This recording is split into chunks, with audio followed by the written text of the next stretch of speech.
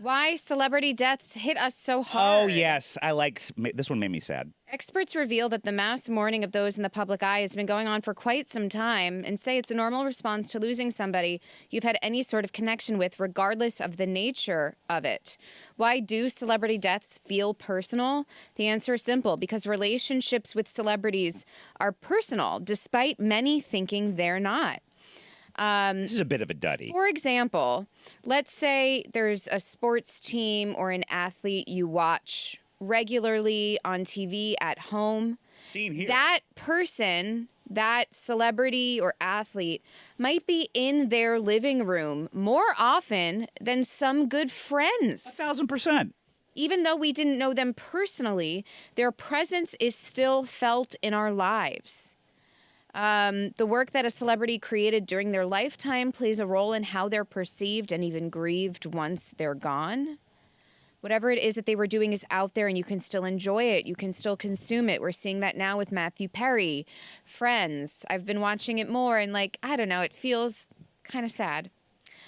Weird. The death of the untimely death of an individual that brought you joy made you sad? No. You are using your emotions. But honestly, Don, I want to know, sometimes, us Italian Jersey people, okay, we have large families. You have a great aunt who dies, and you really wish you could get a tear out during the funeral just to seem like a good relative. But you didn't know her very well. Maybe it was just some family parties or other funerals you might have seen her at. But then Kobe Bryant dies and we're sobbing. I know. Do you have a celebrity death that hit you especially hard? Yeah, I mean, sort of like 9/11 or when Kennedy got assassinated. I'll never forget where I was when Dustin Diamond, a.k.a. Screech from Saved by the Bell, passed. Wait, he died? Yeah. I forget how. How did he die? Was it Dirty Sanchez related? that was a contributing factor for sure, but I forget how he died. I was just so devastated. I couldn't read any of the news articles about it, and it still kind of brings a tear to my eye. Yeah. Thinking about it. Talk about behind the curtain. We saw the bottle. Do you watch reruns of Saved by the Bell to put you to sleep? No, that's kind of weird. But I mean, the graphic that they just put up, I mean, look at some of the people on there. Tony Bennett was 175 when he died. Yeah. You can't feel bad. But Tina Turner, same thing. I mean, she survived Ike. Everything else was gravy after that. We knew Matthew Perry was, he had an addiction problem for a long time. So if you had him in your death pool, you couldn't be blamed. Right. Sinead. You know how Sinead? You know what Sinead O'Connor died from? Sinead O'Connor. Which side is Sinead O'Connor? The left. Oh, on the left. Okay, I didn't know if it was Sinead O'Connor on the right also. That's the postmortem on the right. Okay. That's after she was found. Sinead who is the one on the right? And who's the other guy? Who's the Post Malone? No, he's still alive. Unfortunately. I think it's Mac Miller. Mac Miller, same to okay. me. I don't. Oh yeah, I remember. I don't know who he is. I'll tell you, Dick Butkus hit me hard, and that guy was no spring chicken. But I was very surprised to everything you said in that article. I mean, I'm old, but I was not even alive when he played. But he was just such a fixture in Chicago Bears lore, and I certainly enjoyed a YouTube clip or two of him fucking people up, and that was very sad for me. And I also enjoyed My Two Dads, in which he was a regular.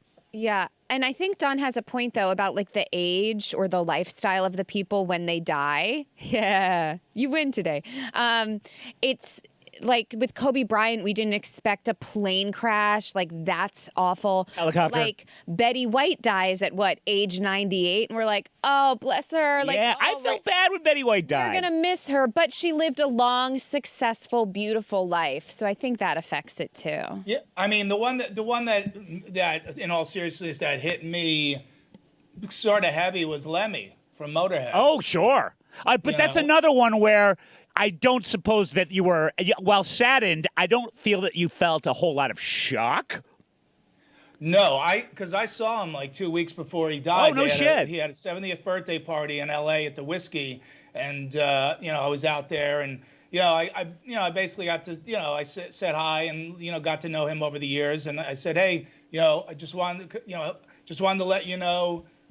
You're my hero, and thanks for all the music over the years, and happy 70th birthday. And, he was very weak at the time, and he started to say something to me, but the music was playing. I just couldn't hear him. I said, Lem, I'll come back.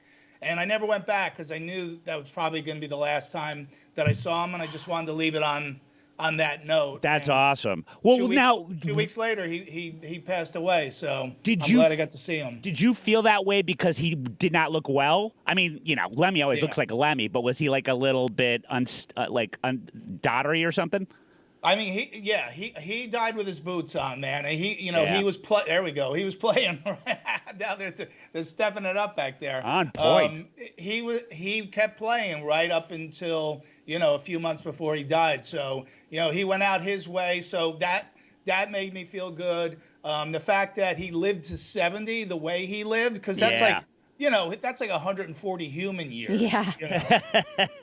So all that stuff was good, but yeah, man, he is my idol, and Motorhead is my favorite band. So that one hit me. There is only one straight man on planet Earth that has ever been allowed to wear jean shorts. And it is Lemmy. And if you guys just Google jean shorts and Lemmy, you'll find a cornucopia of amazing shots. But to me, he would wear these really almost thon-like jean shorts, and it was essentially just a fuck you to everyone, and also comfortable, I assume. But it was just sort of like, yeah, you're dealing with this now. Like, just something about it I loved.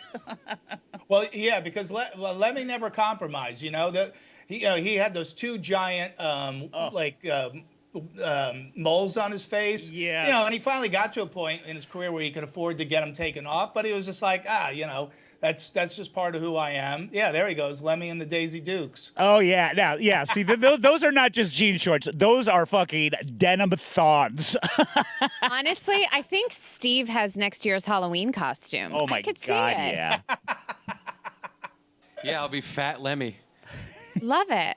Femi. Now, Oh, look at that. Fucking fantastic. Don, I love your story, and it is very sweet, but I honestly just think you should tweak it a little bit Okay. about the last time you saw him. Rather than saying, and I couldn't hear what he was saying, he can't he can't correct anything you say. So you should just say that he said, no, I'm a big fan of yours, and then just leave it at that. Nobody's going to believe that. But that's what makes it so surprising and cool. It's like, wait, what? That's, Here's the sad wow. thing. If you were to tell Joe that story with that new ending at the end of the show, she would believe it. Yes. She would forget that she had just mentioned this and react accordingly. Wow. Don, I'm going to give Don my final word because I think he has a really cool story to tell us. Well, I don't like to bring this up, but the last time I saw Lemmy, Continue. he, I went up to him at his birthday party and I said, Lem, I just wanted to let you know, you're my idol and happy 70th birthday. And he said, and he put his finger up and I saw a tear come down his face, like that Indian when the garbage in that commercial. And he said, no, Don, you're my idol. Wow. Look at